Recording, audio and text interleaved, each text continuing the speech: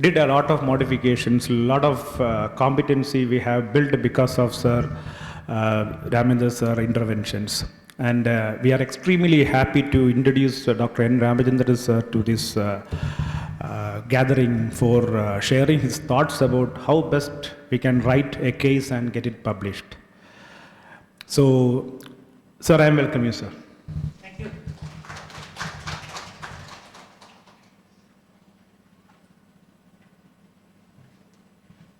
All of you are teachers? So that's good. I also started teaching half a century before. When I first started teaching, I started teaching in a tutorial hall. I had with me a first class first master's degree. So I thought I had the ultimate. Mic vano. Mic disturbs, I think. One lesson in teaching is the communication between you and the students should be not obstructed by anything. A barrierless communication, that's very important. So when I started teaching, when I went to the class, mostly dumb guys and girls, of course, coming to a tutorial home to do a course. And I started explaining about demand and supply, demand especially. And there was a girl, I still remember her name, called Leena. A beautiful girl, and she said, I do not understand. Every time I tried to explain it in different way, she said, I don't understand.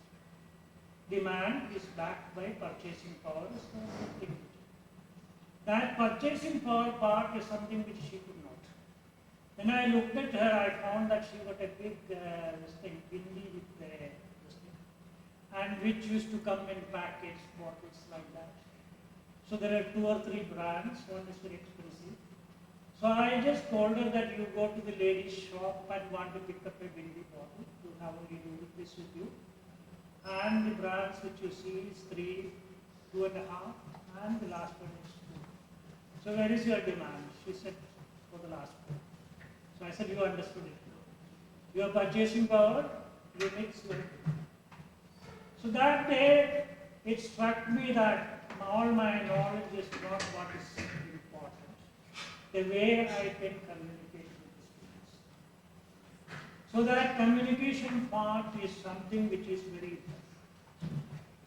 Now I ask you a simple question, don't take me otherwise. What is the meaning of teach? We are all teachers.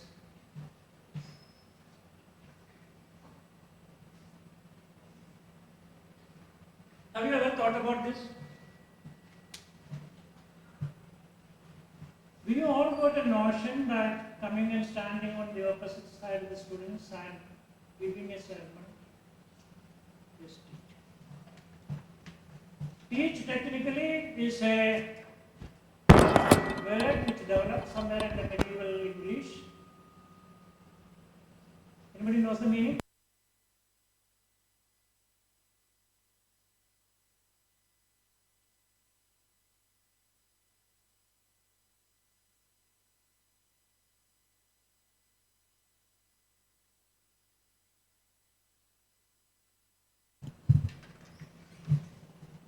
Teach means technically show.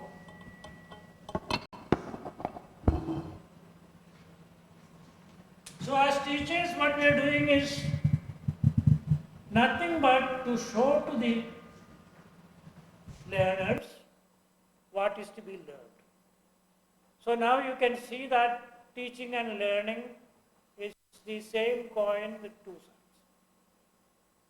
Learn is the process of absorbing something by seeing it.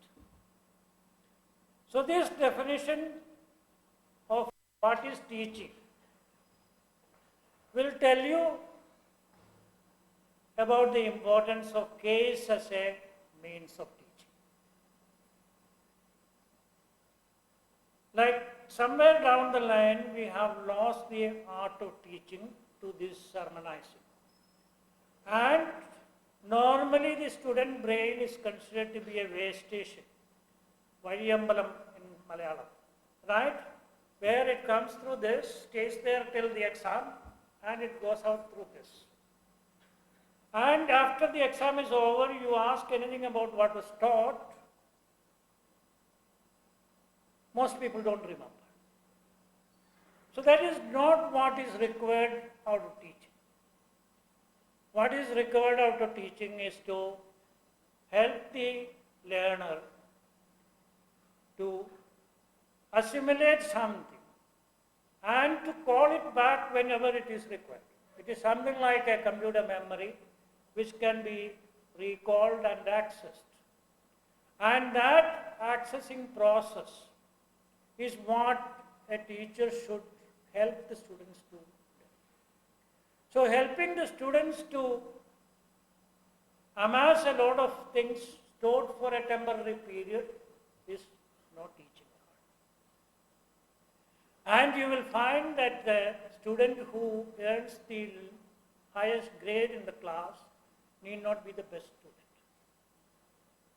And one of the basic requirements which you need in this process is to make the student to reflect on whatever we are discussing in the process.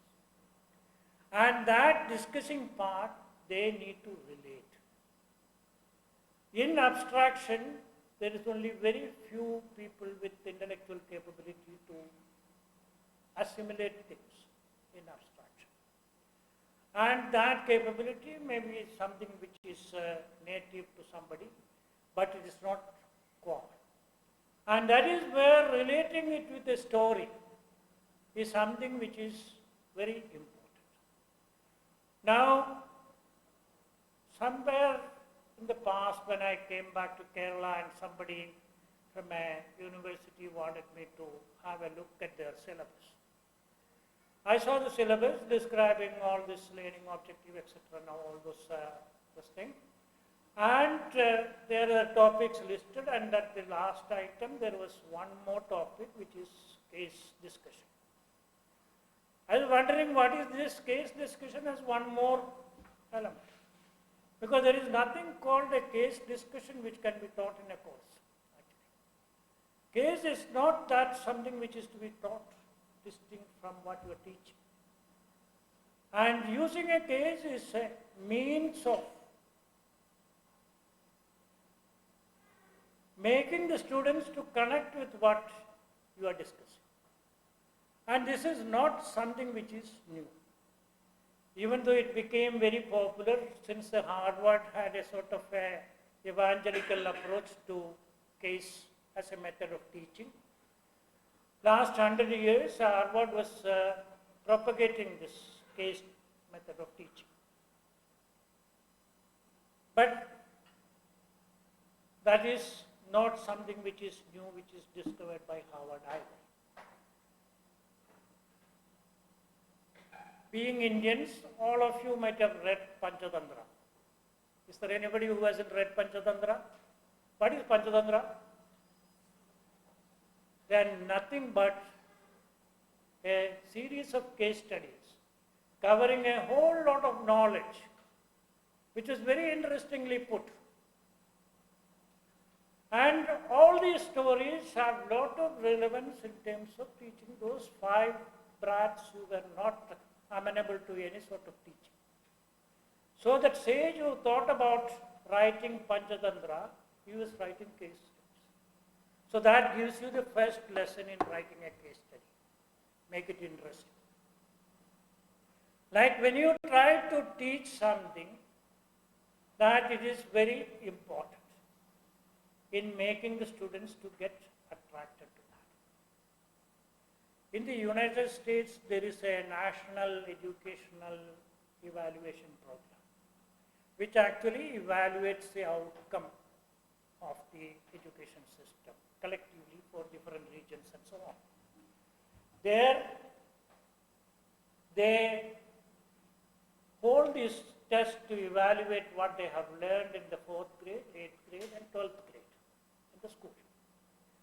And in the 8th grade, one of the tests, they are given a question.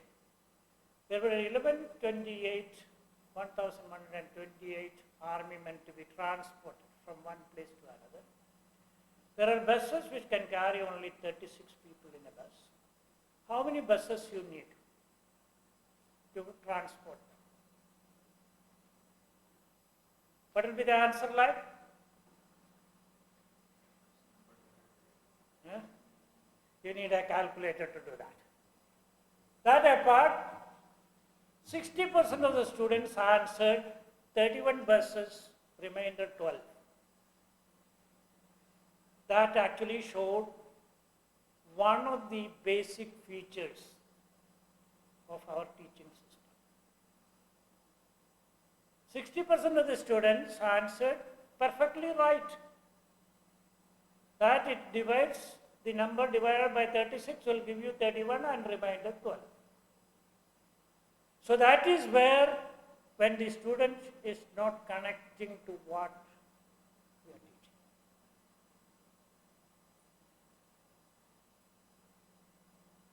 How many of you teach mathematics here? Nobody? Only one person. Two. Mathematics is one other area where again this problem becomes acute. This present example which I gave is nothing but mathematics. That is where, when I studied in school, I hated mathematics. When I went to the college, I still remember my first day meeting the principal. I told him I'll study anything which doesn't have mathematics. Right? And later I realized that I missed out a lot in the process. When I went to IIMC, and I thought that I will never qualify here because of the level of mathematics involved. Then I had a classmate from IIT Kanpur. This chap took over himself the responsibility of teaching me mathematics. And I found how beautifully he taught me maths. And later I started enjoying it. And when I constructed a house, I could do the entire design, quantity estimation, everything myself. And all that mathematics of geometry, measurement and so on, I could capture without much of a difficulty the way he taught me. There is actually a book which some of you might have heard about at least, called Leelavadi. This is written by Bhaskaracharya in 1150. So it is almost 1,000 years back. And Leelavadi is actually written by Bhaskaracharya. Leelavadi is the daughter's name of Bhaskaracharya. To teach his daughter mathematics. And he was writing this mostly in those days style in Sanskrit, in poetry. Poetry was used basically to memorize, easier to remember. There is one problem which struck me. There are many problems which is very interesting if anybody reads it. It teaches ratio and proportion. Ratio and proportion was taught to me in school as x by y. Right? I never understood what is on the top and what is on the bottom. It has no meaning to me. But Bhaskaracharya describes a story of a pair of lovers having a fight, a love fight, and in the process, the women had a pearl garland which snapped and it spilled. Some of it fell on the bed, some of it fell on the floor, some was in the hand of the boy, some was in the hand of the girl, and some remained on the string, and that is given as 1/6. Right? And there is no beautiful way in which to teach the proportion, and the question is, how many pearls were there on the garment? And that, not because the ratio is taught the same way like x by y. But the story of the lovers fighting will be remembered by the student all through his life. And whenever he remembers the lovers fighting, he will remember about ratios. And he will become an expert in the process of calculating. That is what the purpose of writing a case was. So first lesson is that case is a way in which we try to relate things which we want to communicate with the student, what we want to show to them, with a story which is realistic. So the meaning of teach, to show, has to be something of an image which they should have. And this case has nothing to do with management alone. That is a very wrong notion. The case which now I described was in mathematics. He wrote maybe an imaginary story, maybe a real story. Doesn't matter, but the story is understood as a story. When I try to teach somebody in management that you need an appropriate capability to achieve something, I use a Panchatantra story. I also use that story to make fun of my wife sometimes. The story is about a lion. A lion was alone, was healthy, and used to hunt and eat, and most of the time he won't eat the whole of what he hunts. So he thought that, I will have an assistant with me. So he advertised for an assistant, a lot of people applied, and finally the folks qualified to be the assistant. Assistant's job is very simple. In the morning he goes around, surveys the surroundings, finds out where there is a prey, comes and reports to the lion, there is a prey, oh my lord, please go and hunt it. And the lion will hunt it, eat whatever he needs, the remainder the lion will eat, the fox will eat. After some time the fox became as big as the lion. And then the fox started thinking that, why should I go and survey every day? I am as big as the lion. Now the lion should do it. I will stay like the lion. And he told the lion that you go and find out, I will hunt. Lion told him that, look, it is not possible for you to do that. He won't agree. So finally the lion decided, okay, I'll do that. So he went surveyed, came back and told the fox, oh my lord, in all your glory, please go and hunt. He showed him a rogue elephant who is below. So the fox had seen the lion taking the pose and jumping and all that. So he took all that form and jumped at the rogue elephant. He just missed and fell in front of the rogue elephant. Elephant lifted one foot and put it on him. That was the end of it. So he was still not dead. So the lion went and told him, I told you many times that you need an appropriate skill to achieve certain task. And this story will make them remember about the task which we are telling, which may be a very complex engineering feat to be achieved. And that is the purpose behind case being used as a method of teaching. That should become something which should attract them, which should make them think, and which should give them the analytical possibilities and come to a conclusion. So the first requirement we need in preparing a case is to identify what we want to teach. Once we have decided on what we want to teach, then look for an organization. Because this organization is important to connect it to the reality. So the student need to realize that I am going to study something which is practical. It is not an X by Y anymore. It is something which will be used in the process of my work experience and so on. So identify an organization. So this organization becomes important in the process of. So you give a description of the organization. That is the first part which we are trying to do.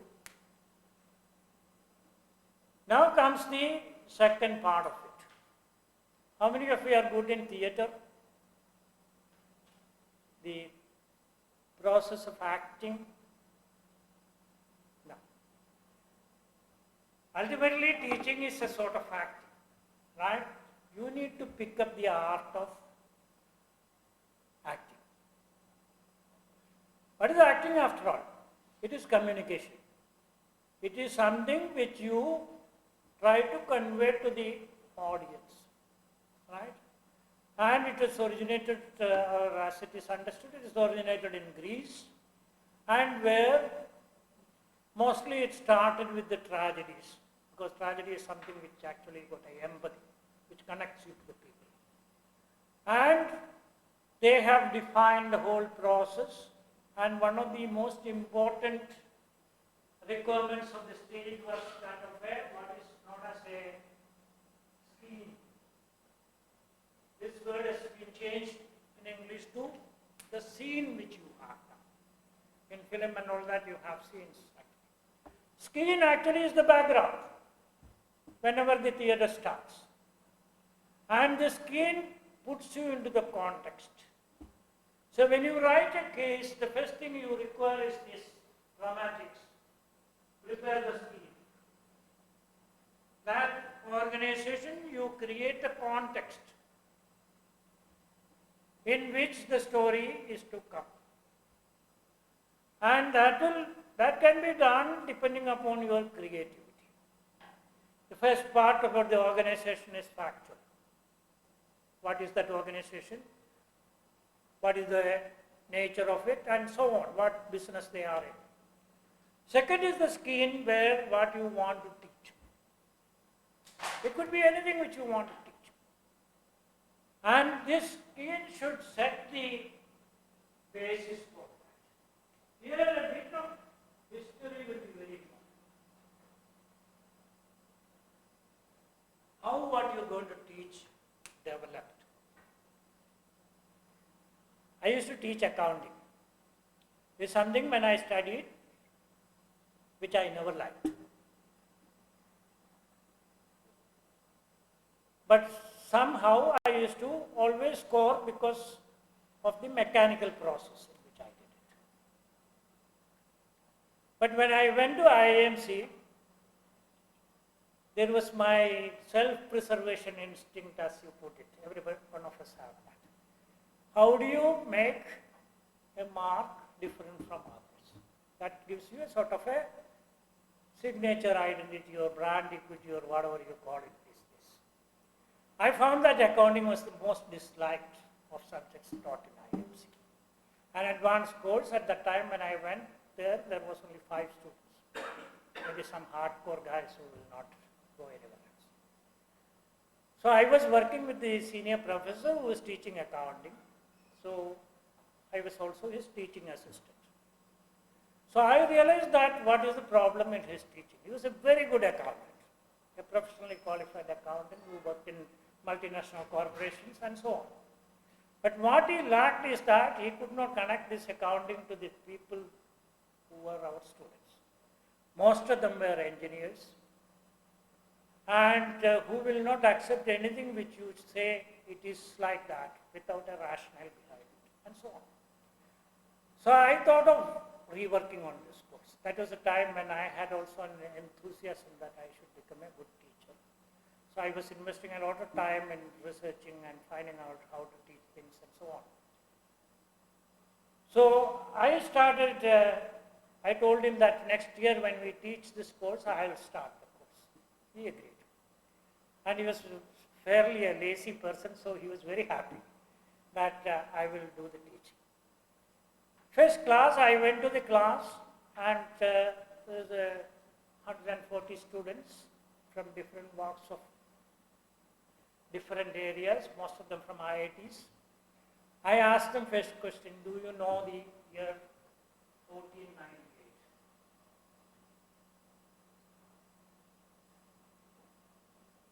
How many of you know 1498?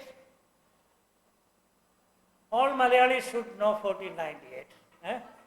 Vasco da Gama came to Calicut, right? That is very important. So why I ask this question is because Vasco da Gama came to India, which actually was not of India and Portugal. It was something which was happening in the world seriously. It was a time where there was a massive expansion in navigation and the corresponding industry, expansion in trade and so on. So all these had a lot of importance to what I am going to teach you, accounting. Accounting became prominent only when the organized economic activity became prominent, where you have to report to somebody. When I do something to myself, I don't have to report to anybody. I don't need any organized information system. So that is where when I connect them to the Vasco da Gama, then the changes which is taking place in Europe, and then to the need for information, that puts the subject which I am going to teach in a perspective. Earlier what used to happen, the teacher will come and say that accounting, debit, credit. Debit what comes in, credit what goes out. What comes in, what goes out, nobody knows, right? And that process of relating what you teach is very important. That is where the scene is important. Prepare a scene for what you are trying to teach. Incorporate that in the case which you are going to write. So when you are thinking in terms of writing a case, the first thing is identifying the organization. Because everything which we teach will have something related to the reality, including philosophy. Because there is nothing which we learn or teach which is detached from human beings. All mathematics which we teach and learn is connected to everyday life, whatever we do. It may be shopping, it may be constructing a house, it may be building a road, preparing and making a ship, and so on. So related to what is behind that, where you can use that. So that is the second part of the writing. Now the question is, all of you might have seen movies and theatre and so on. And there, how do we communicate that? In the Greek theatre, there was a rule, initially, that only two people speak. Everything else, what is to be conveyed, will be conveyed by the chorus, the people who stand behind and sing. So the chorus is very important in Greek theatre. Exactly like our Kathakali, where the whole story is sung by the singer in the Kathakali. And the actors actually gives it a physical shape, which connects to the participants. So that part is very important. Who communicates what? The two people who speak is one is a protagonist, the one who conveys the message, right? Protagonist is very important. In case writing, it is very important. You have to identify a protagonist who will be the main character in the drama which you are going to write. So you choose how you are going to communicate. You can choose many ways in which you write this. It can be a narration. Right? That is something like the chorus. You just describe the thing as a third person standing out, telling that this is what happened. Right? That's a good way of doing it. If you are very good at narrative, the people who read that will be absorbed in it. It could be a dialogue.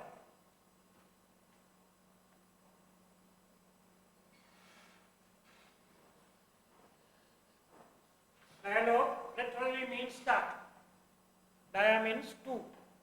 Log means to communicate. Right? So it is a communication between two people.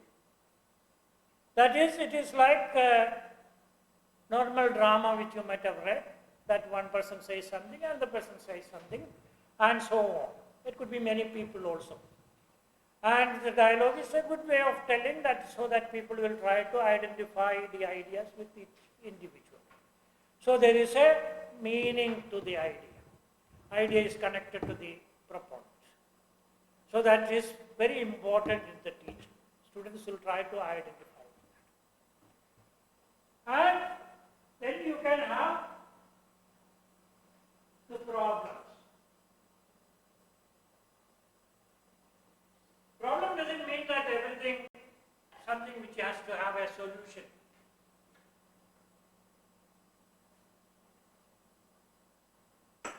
Problem is only the description of what is to be discussed. And describe that in detail. So that without any extraneous support, a reader should be able to understand that. This is where the writer of the case has to be very clear. Writer of the case is somebody who is knowledgeable about the thing. Right? They have detailed knowledge. And the other party is absolutely ignorant about it. So in order to convey that, you need a little more elaborate description. Initially when I started teaching, that was one of my great problems. Whatever I am teaching is known to me, so I will think that the other person will get bored if I elaborate it. It's not true. So assume that the other person knows nothing about it. That assumption is something very important. Assume the audience is not knowing anything, so I need to describe the whole thing. That is what they do in the And the fourth part is something like we should be participating. There should be scope for the audience to be also drawn into the process. Again, I go back to my drama as the theatre as the method of teaching. Anybody who might have experience with the modern theatre, the audience is drawn into the theatre, the drama. You might have seen some street theatre and all, which is staged by the so-called revolutionaries, and where the actors come and they draw from the audience. Participatory theatre, it is said. That is what is to be seen when you write a case. It has to become a participatory theatre. That is, the audience need to be drawn into this. This is actually an experiment which is done by an American dramatist called Eugene O'Neill. And his theatre was always very short, but it is called Eugene O'Neill Experiences. That the audience experiences with that. All the modern theatre, even in India, like the Girish Karnad and all, they experiment like this. That is drawing in the audience into the process. So drawing this audience into the process becomes very important. So when we write the case, it should also provide this possibility of having the audience participation. And you also need to summarize things so that people can get an idea as to what you are trying to write about it. So create a framework like this in writing the case. And that is all what is required to write a case now. Now the pudding will be as tasty as how you involve yourself in cooking it. Now this is all what I wanted to talk to you about case writing, but I will answer any amount of questions which you may have about using the case and how do we use it to effectively communicate, right? And change your method of teaching, you will find that you become a greater teacher than what you were yesterday. That is, in other words, you involve the students. Now what is happening is that I had been experiencing, because I was not in Kerala for a very long period of time. I came back to Kerala and my association with academics is with the DC school, where I meet the students who come for the graduate study, that is masters, and some of the undergrad students. I noticed some very peculiar features, that when we were students, the usually the most troublesome, the leader guy, was the only one who will come with one book in the armpit and walk into the class. And he will show that, I'm not interested in any of this, I was one of that. And now I find almost everyone is like that. They come with no notebooks, no pen, nothing. I was surprised that when I walked into a class and that everybody comes with no notebook. So I thought they are all extremely brilliant guys who can stock everything up in this. This is one change. The second is that nobody opens their mouth during the discourse. I am sure that all of them were not there. Most of them were not there. And because I also know one thing, that even the brightest individual can have only a very limited span of attention, 15 minutes or so. I specialized in all this Panchatantra and many similar stories, basically to distract the students after every 15 minutes by pulling on some of them in the class so that they will try to connect to the class back. And that is something which I noticed, is that the whole education system finally got into a system where everybody, I find, has 99.99, is something like the Kidanu being counted in one of those detergents advertisements. And if everybody can get this 99.99%, either the teacher is a dumb guy or the student is a dumb guy. And it is not possible. It's just not possible.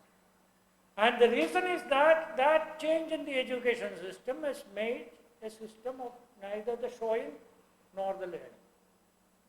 Both are declined. And this has also shown the deterioration in their achievement. After an MBA, you go for a 15,000 rupees manual labor. My farm laborer gets more than that, mind it. And he doesn't need an MBA either. And so that shows the difference in the teaching or the deterioration in teaching which has taken place. I'm not being critical about what is happening, but it is a fact that our society has faced. So we need to overcome that process by the teachers trying to react to it. I had no compulsion to change the way it was being taught in IMC. And I don't think that I might have been in any way considered lesser by not doing that. But that I did is only because of my passion for teaching. I had a sort of a passion, and now I really get the reward of that. Every time when I go somewhere, I meet my old students, they introduce me as so-and-so, whatnot, and I really feel satisfied. That was the greatest reward which I received.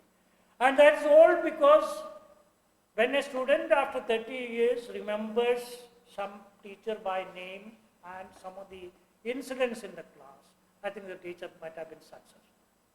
And that is what we need to achieve as teachers. And that is very little effort on our part which you require for that. All the teaching, you try to change from the process which we are used to, that is sermon. Because nowadays, anybody who is a Syro-Malabar guy in the class, please excuse me, and there is a debate going on in the Syro-Malabar church. Some of you might have at least seen it in the newspapers, which even the Pope Almighty has intervened in the process. That whether the sermon should be facing the audience or facing the altar is the dispute. And here I am with the Orthodox. We should have sermon facing the audience, interacting with the audience. That is something very, very important in the process. That is where the case studies become important in the process. There is a story told about Socrates. According to me, all through my life, I was trying to achieve the skills of Socrates as a teacher. In other words, try to be a teacher such that, you can communicate what you're going to communicate effectively to the students. Socrates had a son. He used to spend most of the time in the marketplace, something like our junctions in the localities. And in the marketplace, usually who were the crowd? The people who spend their time in the taverns and loiter around and waste their time. And Socrates doesn't want his son to be one such person. So he many times told his son that, look, come and don't waste your time spending in the tavern, spending with those people, it is not going to produce anything. So one day the son told him that, look, father, I know that they are all bad, but by spending with them, they will all improve. Will it not be good for the society? Socrates said, yes, it's very good. Next day was his birthday. For his birthday, Socrates gave him a basket of apples, full of rotten apple with one very nice apple kept on the top of it, and gave it to his son, and told him that you can have it next week. Then he asked him, why rotten apples? No, that is, I have kept a good apple in the middle. All the rotten apple will become good apple by the time you are about to eat it. So after a week, when he went and looked at it, even the good apple is rotten. He went back to his father. So the father has communicated to him a great lesson, right? That what he was telling him all along in abstraction did not work. When he used the case study, it worked. So that case study's importance is that of connecting it to the students. Now, my sermon won't help. You keep asking me all those things which you would like to clarify about writing a case. Because I'm sure that everybody doesn't have the skill and capability of being story writers, but everyone can still write and make it interesting. Even I didn't have all that story writing skills. But every time when I wanted to teach something, I thought about it. And even some of these cases could be also written in a novel style. That means it need not be fact. It could be a fiction. I give you an example. I had once a problem to teach the students that a partnership breaks up and then they have to value the assets so that they could divide the property. So I thought of abstraction, I can give the numbers, divide it, and that's a solution to it. But then they will not remember it, they will not have any meaning to it. It will become a mechanical. I thought of writing a case about it, because normal practice is that I start thinking about what is to be taught next week, a week or two before. And it goes through my mind every time I walk around, I see something, it will be striking and I will try a relationship. I had two students. There was a Murthy and one Amruta.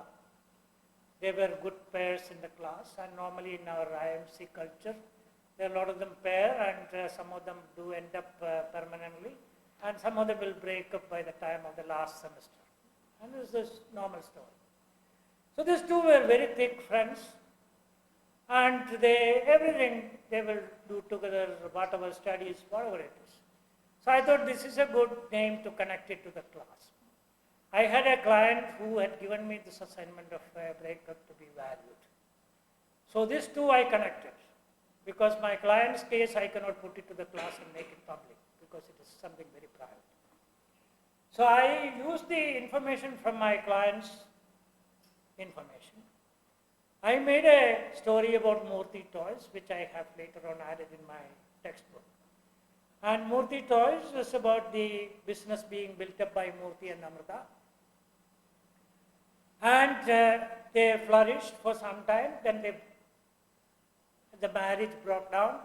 And when the marriage breaks down, naturally the partnership also ended. So they wanted to divide the property, and that became the story which I used.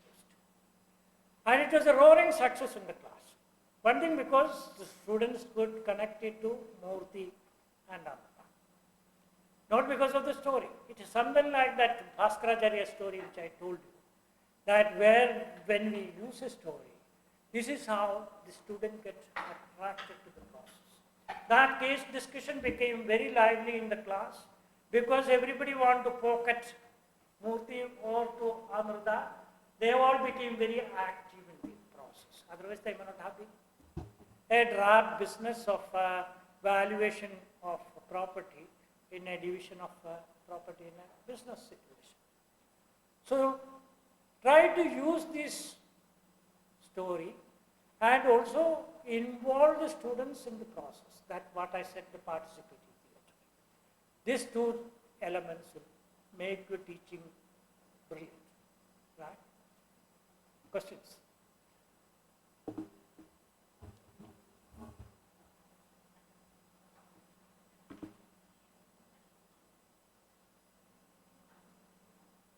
No questions? I didn't communicate well. I can go on talking, it doesn't make any sense. Right? But instead, if you can raise issues and we discuss that, this is the background in which we need to think. This is what we need to achieve, that we need to have a story to teach a particular subject to the student.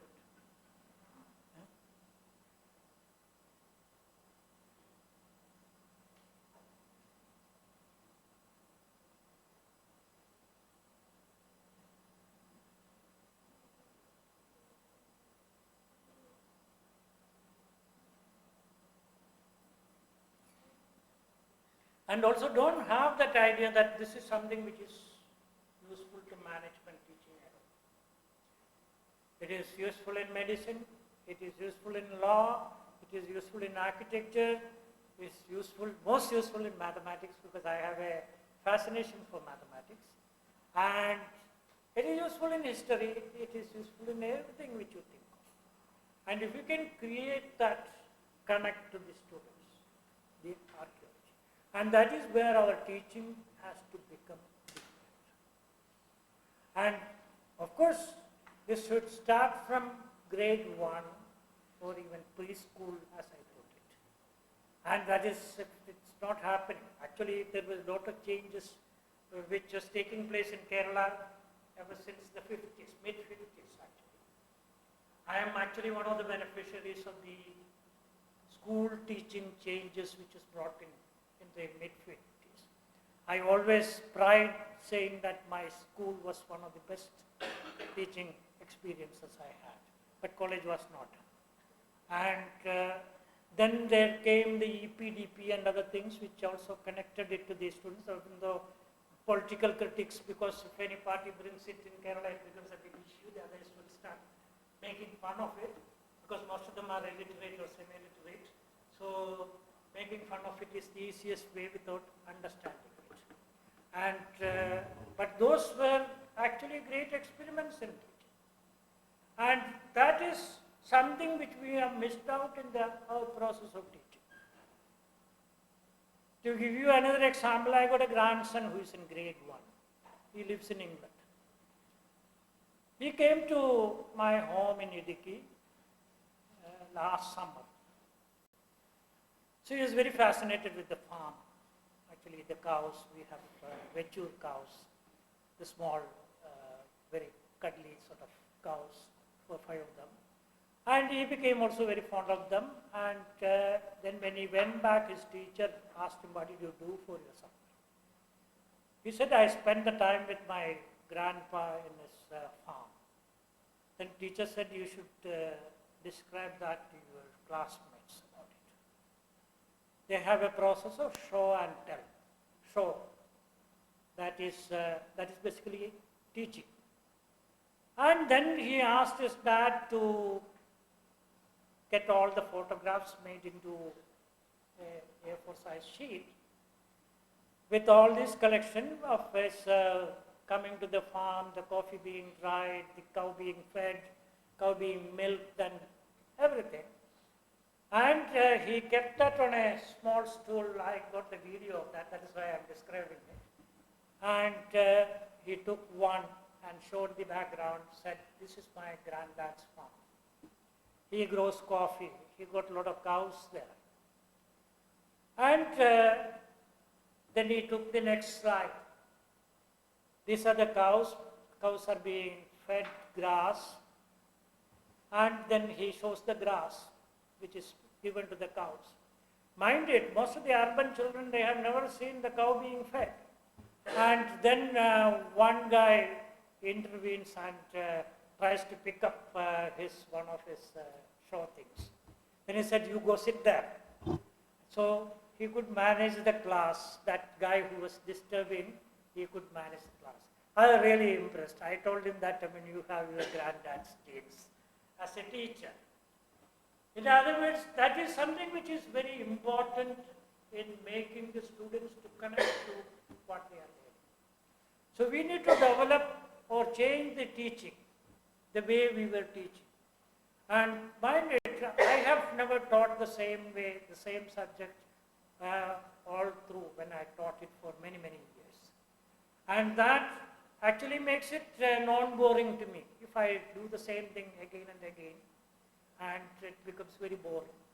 Like my sister used to teach history in college, so I used to tell her that you have notes dug up from Mohenjo-daro which you carried through all your life. In other words, the same note is being taught every year, and that we should change. We should rework on what we are teaching, and you will discover a whole new world in our teaching process. And it will become satisfying to you and to your students. Right? Questions? This is another change which I have noticed. When we were students, there was one good quality we had. Not because we were all bright students or something like that, just to poke fun at the teacher. Every one of us will decide that we will ask questions one after the other in a chain. I still remember when I was in my undergrad, we had a sir who will start the class by saying, "By the by, we have seen." And one day we decided we will have questions next day about the previous class. So I normally sit in the back corner of the class. I stood up and said, "Sir, by the by, I have a question, sir." And that is enough to make the class very lively, right? And when I ask the question, the sir will start answering. Midway through, somebody else will stand up. "By the by, I have a question, sir." And mind it, even though we made fun of the teachers, that actually had given us a capability in understanding better, raising questions.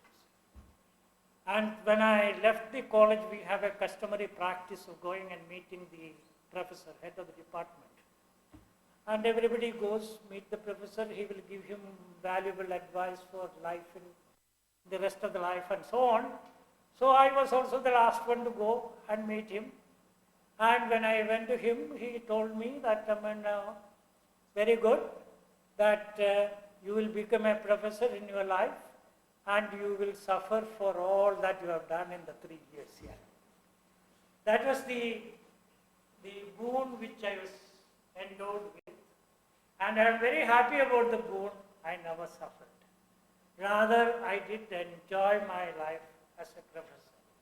And not only I enjoy, I still do meet many of my old students who are all as old as me, many of them. And then we have very nice time together. When I went for the KLF, also I met 3 of my students there who came in different walks, different this thing. As students, I could connect with them, and that was a good experience. So, encourage the students who are most troublesome. He may be the best student in your class. Questions?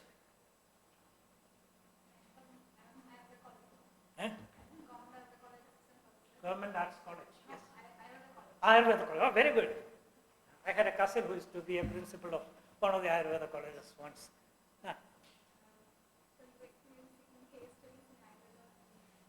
Teaching cases in Ayurveda, that is the best thing which you can do, right? When you are teaching Ayurveda, what are you teaching? Panchakarma. That is a treatment for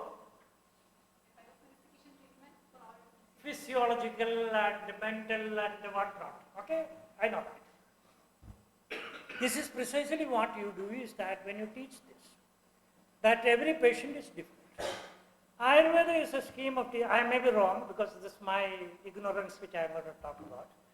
Ayurveda is a scheme where the patient is treated. It is not the medicine which is used for all sort of ailments. Right? In allopathic scheme, you have hypertension, then it is caused by certain proteinase activated receptors. That receptors need to be tackled, and that is where you have a drug which will block or release or whatever it is in terms of the drug's function. In Ayurveda, they look at the patient. The patient is important, he is made up of three dosha, and the balance between this is a healthy life, and imbalance is the disease. This is my understanding of it. And now the question is that you have different patients who have different three dosha. And that is what you need to teach with this Panchakarma, right? So each one of these patients' case, you write a case. Whole description of how the patient came to me. He came on crutches, he could not walk, right? And this was his food habit, this is his background, this is his parents, and whole story of that patient, right? And once you write that, that becomes treatment of one guy who had a problem of one imbalance in a particular. There could be another situation of somebody who was a voracious eater, who ate all that what he can lay his hands on, got into trouble, came also rolling to the clinic, and that case, it attracts your students to listen to that story, right? That if you have read this novel Arogya Niketan, written by Tarashankar Bandyopadhyaya, that describes about a doctor, Ayurvedic doctor called Jeevan Moshai. This Jeevan Moshai could sense the footstep of the death coming to the patient, how far it is, right? By feeling his pulse. Is this?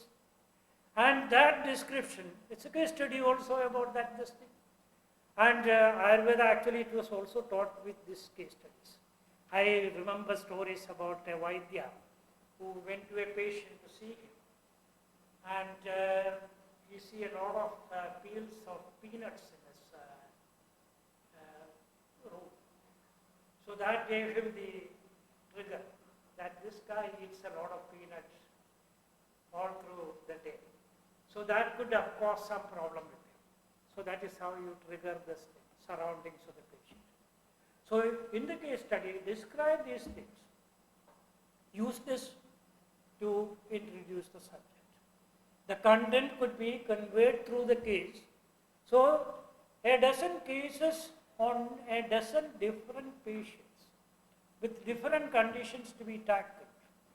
How do you apply your Panchakarma to this thing? What was the result of it? Right? Make those students to discuss and debate. This is a patient who came with these problems. How you could address this issue. So write as many cases as is possible for every part which you need to convey in this. And all that what you pick up as the basic therapeutics from the Charaka Samhita or somewhere, you try to convert that into the actual life connecting cases. Because in the abstract you describe this. Charaka is a person who spent all his life dealing with this thing. So he is very clear when he wrote the Samhita. But a new student is not. And early days, this Ayurveda was learned by people, it was a Diksha. Right? The boys used to have a long beard and he can remove it only after he has attained a certain level of training. So that Diksha means actually a commitment to achievement. So that process, you can also simplify this process by connecting it with students. But again, when you teach the case, don't get carried away by one pitfall. I studied in IIM Calcutta. And we have another IIM which was also started at the same time in Ahmedabad. These two IIMs are diametrically opposite in their approach to teaching. IIM Ahmedabad was started by Harvard Business School. So they, from day one, uses cases as the only means of teaching. IIM Calcutta was started by Massachusetts Institute of Technology. Very quantitative, analytical, and then uses cases to illustrate. So I studied in the second skill, and I am not a great fan of cases as such, as a means of teaching. I am also very strong in the analytical process part of it. But at the same time, when I deal with the students, what I told her about Ayurveda, we don't have allopathic medicine in teaching. We need to teach every student who is different. So we need to address to the students. The way I taught in IIM Calcutta, if I teach in Vagaman, and then I will be a flop. Unlimited. We need to address the background of the student, understand the student, exactly like a doctor needs to understand the patient. And that analytical ability of the teacher is important. So that is where case becomes important for me now. That it actually helps the students who are not that abstract thinking to understand. So you write cases. I will be also interested in reading some of those cases, even though I am not a doctor, but I have sort of amateur interest in many things, and theatre or Ayurveda and medicine and so on. And this is something which I keep arguing with my son, who is a pharmacologist professor. And I keep telling that this allopathic approach of medicine is not the right approach, and we need to have a different approach in terms of formulating drugs individually for each patient. And now even he is veering round to that idea that with the ability of computers and all that, we may be able to formulate drugs which can be individualized in terms of both dosage as well as the sort of the combinations of the content of the drugs and so on. Because many of the drugs have different side effects on different patients, for example. Like there is a wonder drug which is used in treating cholesterol called statin. Everybody might have heard about it these days. But the statin intolerance is very common among South Asians, typical South Asians. I am one of that. That people who have pure South Asian genes, that they cannot tolerate this drug which causes permanent muscle damage for them. And this is now recently, in recent studies, it had been recognized by the Drugs Administration, and they have given a warning on this count. So like this, you need to address every student's learning requirement and address this issue. And preparing these cases should become a hobby for all the teachers. Write as many stories as possible. Use these stories in the class which connects you to the students. Questions? Yeah. So nowadays there are many options available in front of the students for learning. So for learning, nowadays many options are available other than teachers. Yeah. In previous days, teachers were the only option. If Yes. we have any doubt, we used to ask our teachers or professors, and they answer. So nowadays, students after the internet era, teachers are actually not Redundant, not required anymore. Yeah. So have you made any change in the teaching methodology Good. before and after this, and or what are It's a very good question. And this is a question which had been troubling me for a long time. I told you I am in this business for about half a century or more. And if I am to give a one-word reply to her, the answer is no. You know how long man had been on earth in this form, in our present shape? More than 100,000 years. Of which even in absolutely refined form, more than 50,000 years. So the teaching started that many years back. And technology has changed. When the teaching first started, man never knew what was fire. Right? Later they have stories like Prometheus, who defied the gods, brought fire to the man, who was concerned about the people. Again, a case study in terms of conveying that the gods were trying to keep you away from some basic important knowledge. That is fire. Why teachers are important or why teachers become redundant? Both are because of the way in which we teach. My students were technologically very, very savvy. Right? I knew nothing about computers when I started teaching. I devised some means of evaluating the students because I have to prove that she got a grade different from him precisely. Otherwise, they will eat me up. I'll be left with as a skeleton only. So, I devised a method of precisely measuring them in terms of a multiple choice evaluation. Then came the question, the students were very smart. They could do the statistical analysis and come up with randomly answering this and getting a passing score. So I need to beat that. Then I need to evaluate these. 140 of them, script is not a joke. So I devised this method of 35 multiple choice questions. A, B, C, D, I give the choices. And D, I give a none of the above. This none of the above is a very important part of that grading thing. And in the process, over 2 times, 3 times, I mastered this art.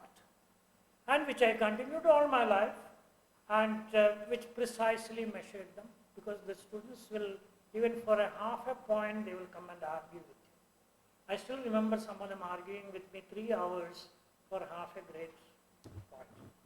But I will only convince them rather than brush him away. That was also one of the things which connected me to the student because by arguing with him, I learned that how they think. And that helps me in making another answer for the next year's multiple choice.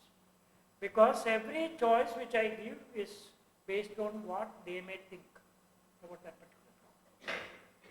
Now, why I say you are wrong? All this learning methodology in different form was there also, right? Whether it was papyrus scrolls or the computer storage, it was all there in some form. It got upgraded. But we think that this instrument is the ultimate. I've seen the Athenian theatre, which is an amphitheatre with no projection, no amplifiers, and the actors could communicate to the whole crowd who was sitting in the arena without any problem, right? So, do you say that the technology has changed? Not yet. Only thing is that we made it a little more comfortable with the amplifiers and mics. That's it. The other part is that why teachers? The basic requirement why teachers is purely because of the fact that of the experience. All said and done, a teacher, because every child who is born, till they die, they keep learning, right? They are taught by the surroundings, they are taught by the animals around, they are taught by the mother, father, and anybody who comes across and so on.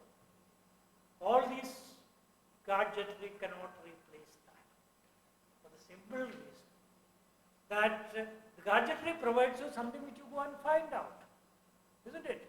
That in order to find out that, you need to trigger. And that is what I keep telling, a good teacher is the one who made students to think. I got one of my best rewards in my life from a student who dropped out of my institute. He dropped out of the institute. Before dropping out, he came to me. Told me, Ramu, that I want to leave. So I asked him why. He said, this is not my cup of tea. I am not cut out for management. I told this to my parents, but when I got qualified, they wanted me to go and join IIM. Those days, IIM was something like your Kerala bumper 20 crore lottery sort of thing, that if you get it and discard it is something which is unimaginable. So he came and sat with me, and then we went out for a tea, came back and talked for about 3-4 hours that day. He explained to me why he wanted to drop out. I told him, look, good, you should drop out. He said, my interest lies in journalism. I want to explore things and write things which others don't write about. And I have a skill for that. And he writes very good. So this guy, when he left and he became an associate editor in some journal, he wrote about education. And in that he wrote saying that during all my education, there is only one professor who never taught me anything, but he taught me how to think. And that was Ram. And he mentioned my name in that. And I didn't read that because I never read that journal. But later on, some other student of mine sent me a copy of clipping of that. So that explains why teacher is important. You should make the students to think and explore things. I taught accounting, as I told you. It's a very drab subject if you think about it per se. But this was a class which used to be very lively. There used to be roaring laughter in the class every day on some fun which is there, which comes up topically. It's not pre-planned.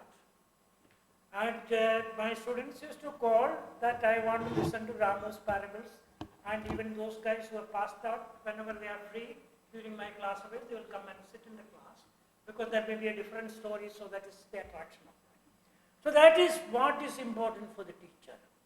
And a teacher is the one who enthuses his students to come up. And I tell you honestly, I was a very dumb guy compared to all my students, because all of them were extremely brilliant. But to enthuse them is something which was a skill which I had. And I had also a different exposure. I grew up in the government schools where nobody bothers about what you study or not study, that teachers may come, may not come. And we used to poke holes in the thatched roof of our classroom where the water falls on the table of the teacher, so that we'll get a off for that day, and so on. And all these fun and this thing taught us a lot. There was no tree in our neighborhood which I could not climb. There was no river in which I could not swim. And we used to go boating and upturn the boat and ride on the back of it, and so on. So all this is learning for the student. And encourage them to do all that. Make them to ask questions. Because I had a professor who, if you ask questions, he will shut you down. And that is not the way you teach. So teacher is very, very important. And whatever discovery is made, even if our musk comes with a chip which can be planted with all the knowledge on earth in your head, still you will need a teacher to make you connect to that and get what you want. See, if you read Mahabharata correctly, there is one character who is the most learned of all, which is Karna. Karna was given a boon, as I put it, that you will not remember what you required when you need it. Right? And that curse actually tells you what you lack in teaching. That the problem was not with Karna, it was with Dronacharya. Because if you start using cases, learner will immediately recall what to do in a situation. That when you teach in the abstract, you have the Karna's curse, as I put it. That if you teach using cases, then you won't have that curse. That it makes you remember. And mind it, not permitting students to ask questions, even the most foolish questions. The most foolish questions bring you the best of wisdom into the class. Is very important. There's again another character in Mahabharata. I always use that character's name, called Eravan. Eravan was a character who is supposed to be the most brilliant in those days. So he wanted to watch the Mahabharata war. So both parties were scared of him, because if we say something in favor of any one of them, they will get an advantage. So we should not have that, because they don't know who may get the advantage. So they both discussed and decided he can watch the war on one condition. His head will be chopped off, kept on a pole in the middle of the battlefield. He can watch the war as long as it takes place. If he opens his mouth, his head will burst into pieces. But if we keep quiet for the entire duration of the war, his body and head will be put back together. Now Modi will say that we had technology to connect head and body together those days. And it is the British which removed, or the Congress party which eliminated it. But whatever be this thing or the story is that Eravan watched the war, and on the 6th or 7th day, Arjuna was fighting a very important battle, and suddenly his bow got unstrung. And without the bow, Arjuna is useless. So he is trying to tie it up. And something which happens to all of you and me happened to him also. When we have something to be desperately achieved, we become nervous. And when we become nervous, we cannot achieve that. So Arjuna was trying it several times, he could not do that. Eravan could not resist his temptation. Eravan said that I'm a twitchy cut Arjuna. That is, twist it around and tie it.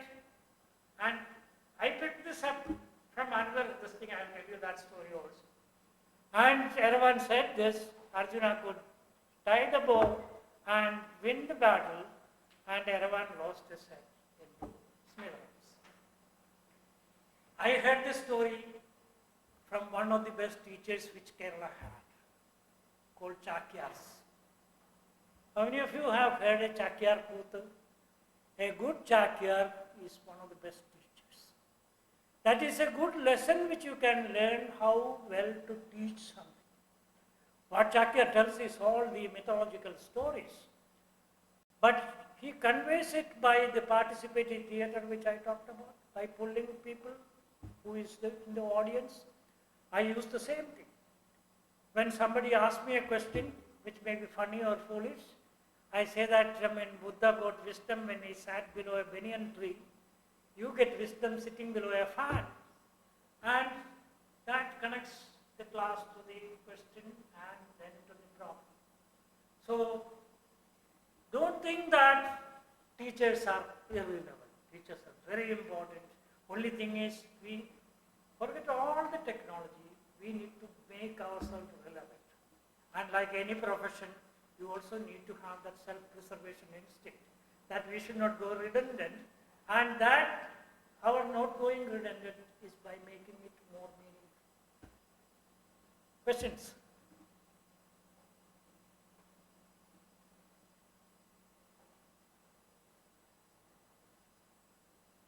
Now about the nuts and bolts of writing, please. Just like writing anything, you have an introduction, a description of what you want to write, the actual events which is happening in the process, and an executive summary or a summary of what it is. In between, whatever you want to teach, the theoretical part of it. If it is differentiation, the description of differentiation and what it is all about. That is important. So write this And I would suggest that in order to make good case writers, you pair two people together. Right? Both write independent cases and both critique the other. This is again another quality which we as teachers have lost. We become so exclusive as teachers. We don't share with the students, we don't share with other colleagues. Once you start sharing, you will find that you make a great achievement together. The Panchatantra story of breaking the tree, right? When it is a bundle, you could not break it. So collectively, you become strong. When I first started teaching, all my students were my own age. Only difference was, I come from the country place, Kerala, and many of them come from the urban centers like Delhi, Madras, and Bombay. That's all it is. But I had a good relationship with the students because I was also part student, as a doctoral student. In the first class, I realized that most of the students did not have much of a grasp of what I was talking. So I was friendly with 2, 3 of them. I took them to my room, sat there and told him that, you people should honestly tell me what are the problems of my teaching. And all through the class, every day after the class, you should come to me and tell me this. I still remember these 3 students of mine. They were my teachers in terms of teaching. Because most of the graduate teaching is done by people with no training. Right? We all think that we have great teachers once you got a master's degree. And as I told you that I was also feeling that. I know the ultimate. I am a master now, but which we are not. So they told me about the conduct of the class, the way I speak, the mannerisms I had, and the explanations which I make, which I don't elaborate, and so on. All this helped me later on in correcting myself. And I had also my Malanglish, which was a problem with many of them, and which I had to change also to make them understand. And this is the best way you can improve yourself. When I say that you have the peer group in writing the pieces, 2 of you together, maybe in different areas, you write the cases, exchange it among yourself, critique that, and improve on that, and make that a better case study. So all the technology which you have will not make that inner part of that teaching process which you have. That ultimately no artificial intelligence will be able to create it except in a mechanical way. How people think about it. What are the conflicts which comes in? What are the approaches which could be considered? Some of this, of course, your artificial intelligence can bring in. But then there is a human part as a difference to that. And that is where your peer group becomes a very important mechanism in developing this process. That is why I would always suggest that make this teaching collective rather than individualistic. Because the sharing is something which is lost. Every teacher is so secretive about what they are doing, thinking that it is a $1 million trade secret, which it is not. And if you start discussing, our course workshops, at least here, one great development which I have seen, which we have improved, they will all vouch for that. Over this last 2-3 years, we have drastically improved the way we share how we teach. And that helps each other in terms of somebody comes with a new discovery, it could help others also. That I had been no secretive about what I teach. And every time, and I taught also this part which I said, exactly like that drama theater being prepared. Have you seen this movie being produced? Most of the directors actually draw the whole scene.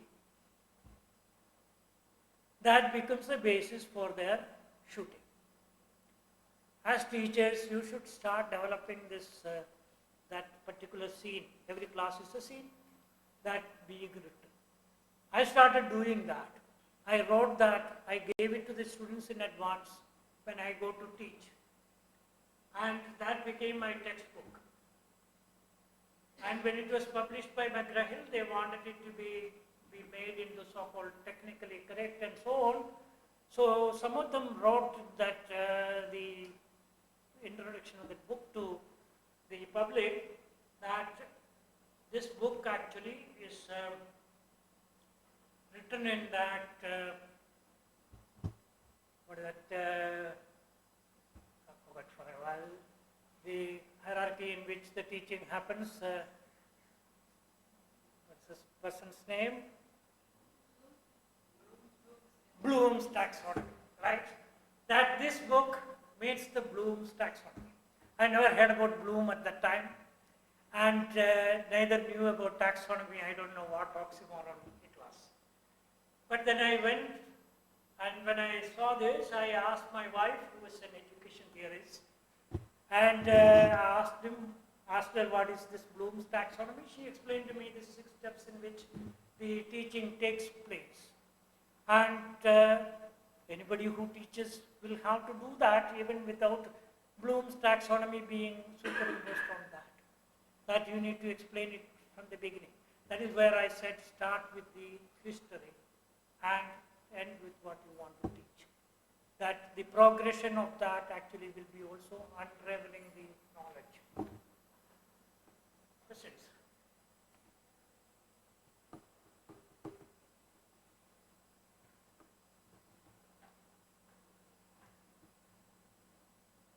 Nothing to ask?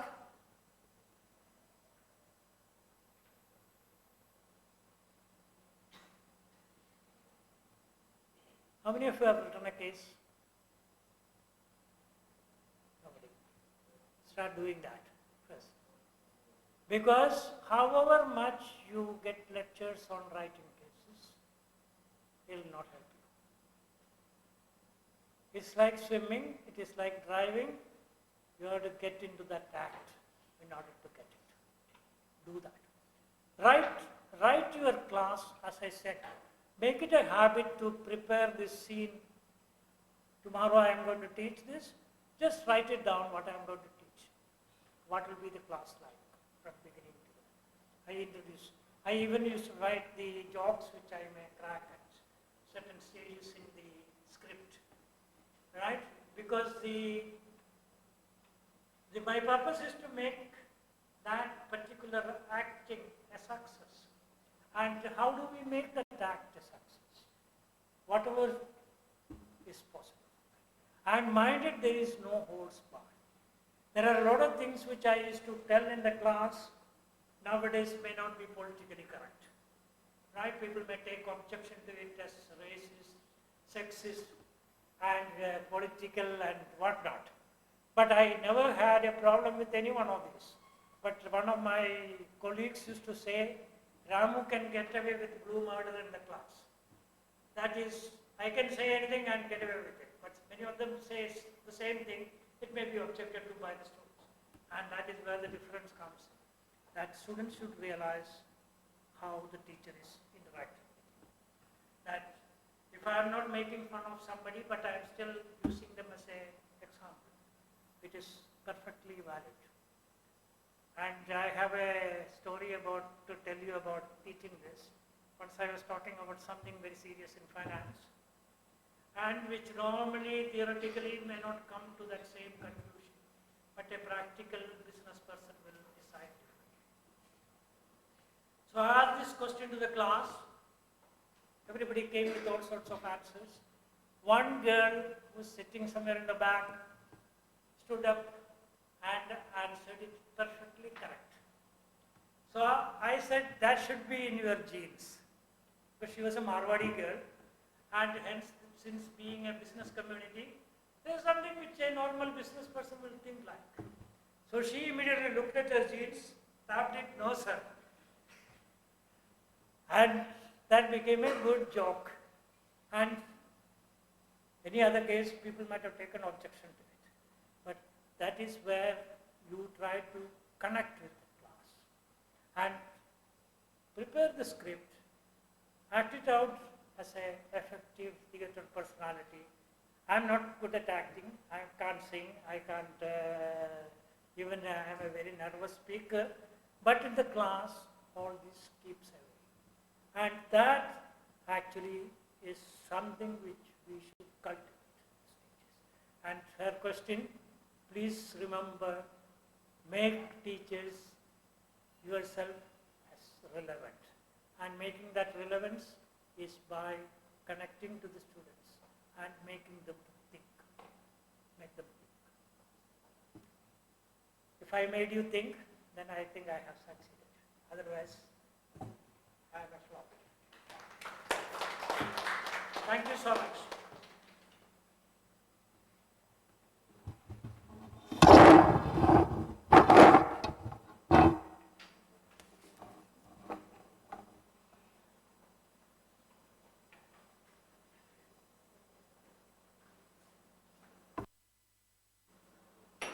Thank you, sir. It was, yes, sir. Thank you. Thank you, sir, for that exciting talk. Now we will leave for a lunch break and be back